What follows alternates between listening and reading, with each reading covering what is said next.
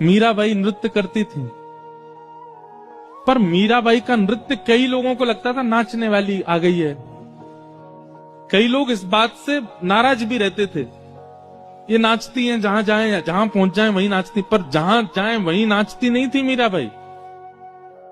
ठाकुर जी का रूप देख करके मीराबाई की स्थिति जब अपने आपे से बाहर हो जाती थी, जब अपने वश में उनका तन नहीं रहता था, तो नृत्य होता था उनसे। एक बार मीराबाई नृत्य कर रही थी और सब लोग दूर दूर हो गए थोड़े। कुछ लोगों को तो प्रेम समझ में आता था मीराबाई का, पर कुछ लोगों को नहीं आता था, दूर दूर हो गए। ये देखो जहां चाहती मैं नाचने लग जाती, ऐसा बोलने लगे लोग। पर तभी क्या हुआ, मंदिर में श्रीनाथ जी के सन्मुख सेवा कर रहे गुसाई जी ने जैसे ही मीराबाई को देखा नृत्य करते हुए, और उसके बाद जब ठाकुर जी को देखा, देख करके इतने प्रसन्न हो गए कि तुरंत ठाकुर जी की माला जी लेकर के बाहर अपरस अवस्था में ही दूर से किसी सेवक को बुलाया, बोले माला पहना दो मीराबाई को।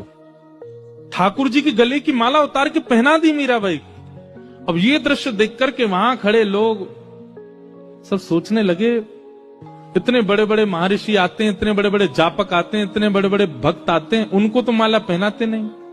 वो नाचने वाली आ गई, उसको देखो कैसे माला पहना दिया। गुसाई जी बोले, बहुत ध्यान से सुनना, गुसाई जी क्या कहते हैं। गुसाई जी कह रहे हैं, तुमको नृत्य दिखाई दे रहा था, पर मैंने उस समय जो अनुभव किया वो मैं बताऊं। बोले मीरा जब नृत्य कर रही थी ना ठाकुर जी के आगे, उस समय मैंने मीरा को देखा, और मीरा को देखने के बाद जब मैंने ठाकुर जी को देखा, तो प्रसन्न मुद्रा में ठाकुर जी के दांत दिखाई दे रहे थे, इतने प्रसन्न हो रहे थे। ठाकुर जी के गाल ऐसे गोल गोल हो गए थे, नेत्र जो सदा नीचे रहते हैं वो ऊपर की ओर मीरा को देखने लगे थे।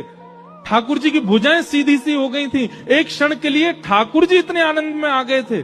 इसका मतलब है कि मीरा नृत्य नहीं करती है, मीरा नाचती नहीं है, मीरा को ठाकुर नचाता है।